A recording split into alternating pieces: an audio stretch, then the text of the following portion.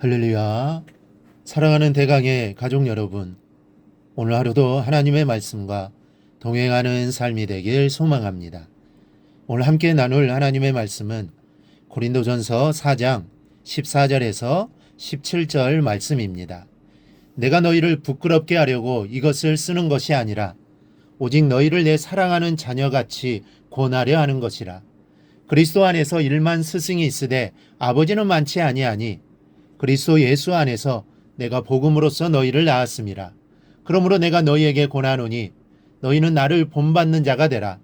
이로 말미암아 내가 주 안에서 내 사랑하고 신실한 아들 디모데를 너희에게 보내었으니 그가 너희로 하여금 그리스도 예수 안에서 나의 행사 곧 내가 각처각 교회에서 가르치는 것을 생각나게 하리라. 아멘. 이 스승의 노래를 보면 이런 가사가 있습니다. 스승의 은혜는 하늘 같아서 우러러 볼수록 높아만 가네. 참되거라 바르거라 가르쳐 주신 스승의 은혜는 어버이시라. 아 고마워라 스승의 사랑. 아 보답하리 스승의 은혜. 이 가사대로 스승의 은혜는 하늘과 같습니다. 아이들이 선생님 한 분을 바로 만나면 인생이 달라집니다.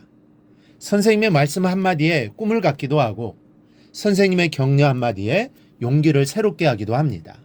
그러나 아무리 스승의 은혜가 높다 해도 부모님의 은혜와는 비교할 수가 없습니다. 물론 자식을 버리는 부모답지 않는 부모들도 있기는 하지만 대부분의 부모님들의 은혜를 그 깊이와 넓이에 있어서 스승에 비할 수가 없습니다.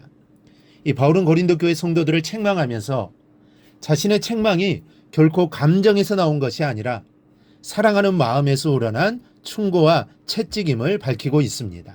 즉 아버지와 같은 애틋한 사랑의 마음으로 잘못을 야단치고 있습니다. 14절 15절입니다. 내가 너희를 부끄럽게 하려고 이것을 쓰는 것이 아니라 오직 너희를 내 사랑하는 자녀같이 권하려 하는 것이라. 그리스도 안에서 일만 스승이 있으되 아버지는 많지 아니하니 그리스도 예수 안에서 내가 복음으로써 너희를 낳았음이라. 여기서 스승으로 번역된 헬라어 이 파이도고구스는 아이를 인도하는 자라는 뜻입니다. 이 말이 갈라디아서 3장에서는 몽학선생이라는 말로 번역이 되었습니다. 당시 헬라 지역의 귀족 집안에서는 아이가 올바로 교육을 받을 수 있도록 아이를 데리고 다니는 종들이 있었습니다. 그래서 오늘 본문에서 스승이란 주의 집 아이들의 교육 문제를 맡아서 관리하는 종을 의미합니다. 이 바울은 고린도 교회에 대해 자신의 이런 스승이 아니요 아비라고 말합니다. 일만의 스승과 몇 안 되는 많지 않은 아비라고 말합니다. 이 숫자의 비교는 몽학 선생의 심정과 아비의 심정은 비교가 될 수 없음을 간접적으로 표현하고 있는 겁니다. 그런데 바울만 고린도 교인들에게 아비입니까?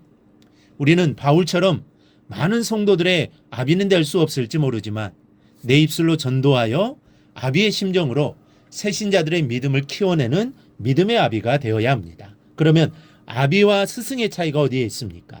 첫째, 아비와 스승의 가장 분명한 차이는 아비는 낳았고 스승은 낳은 사람이 아니라는 데 있습니다. 낳는 것도 소중하고 가르치는 것도 소중하지만 여러분 무엇이 먼저입니까? 낳는 것이 먼저입니다. 먼저일 뿐만 아니라 비교할 수 없을 정도로 더 중요합니다. 생명은 낳아야 생기는 것 아닙니까? 그런데 낳는 일에는 수고가 따라야 합니다. 이 수고는 땀 흘리는 수고가 아닙니다. 아이를 뱃속에 넣고 다니는 수고요. 해산할 때 배를 움켜잡고 고통을 치러내는 산고입니다. 또 일단 아기가 잉태되면 부모의 온 관심은 이 태내의 아기에게로 모아집니다. 앉으나 서나 항상 생각되어지는 것이 뱃속의 아기요. 이것을 먹을까 저것을 먹을까 고민할 때도 아기를 생각하게 됩니다. 즉 아기가 우선입니다. 여러분 전도회에서 교회 안에 데려다 놓았다고 다 된 것이 아닙니다. 적어도 나와 같은 수준의 믿음의 사람은 만들어 놓아야 하는 것입니다. 그러기 위해서는 자나깨나 내가 전도한 사람을 생각해주고 또 기도해주고 그리고 보살펴주는 일이 필요합니다. 전도하고 보살피지 않는 것은 자기가 낳은 자식과 같은 그 생명을 버리는 것이요 그 영혼을 사생아로 만드는 것임을 알아야 합니다. 그러므로 우리가 전도에 힘쓰는데 전도한 영혼의 성장을 위해 믿음이 자라가도록 보살펴야 하는 것입니다. 그럴 때 그 영혼도 나와 같은 믿음의 장성한 분량에까지 이르게 되는 것입니다. 둘째, 아비는 낳는 것이지 말로 되는 것이 아니라는 겁니다. 16절을 보면 그러므로 내가 너희에게 권하노니 너희는 나를 본받는 자가 되라. 그리스도 예수 안에서 복음으로서 내가 너희를 낳았다는 선언에 이어 나를 본받으라는 말씀이 나왔다는데 우리는 주목해야 합니다. 스승은 가르침으로, 지식으로 아이를 배워줍니다. 입으로만도 넉넉히 가르친다는 말이죠. 그러나 아버지는 그렇지 않습니다. 아버지는 머리로 아는 지식을 주는 것이 아니라 본을 보여주어야 합니다. 낳는 데에는 당연히 해산하는 고통이 따르는 것인데 믿음 안에서의 해산의 고통은 본을 보이는 데까지 나아가야 하기 때문에 내가 나 자신을 먼저 깨트리는 고통이 있어야 하는 것입니다. 내 뼈마디들이 물처럼 녹아지는 해산의 고통 속에서 생명의 탄생이 시작되는 것처럼 내가 예수 안에 녹아지는 본들이 있어야 여러분의 뒤를 따르는 믿음의 자녀들이 변화를 받게 되는 것입니다. 그리고 그렇게 변화받아 새 사람 된 모습으로 하나님을 섬기는 자가 되게 되는 것입니다. 우리 모두 이 사실을 알고 부모된 심정과 자세로 신앙생활하는 우리 성도들이 될 수 있기를 바랍니다. 그리고 교회 안의 성도들에게 마치 부모된 심정과 자세를 가지고 보살펴 주시기를 바랍니다. 그러면 그들의 믿음 또한 성장하게 될 것입니다. 그리고 그들이 그 신앙으로 또 다른 성도를 보살펴 주어 그들도 신앙이 자라고 믿음이 자라게 될 것입니다. 바로 이러한 역사가 바울의 삶을 통해 나타났듯이 우리 모두에게도 이러한 역사를 이루어내는 삶이 되기를 주님의 이름으로 축원합니다.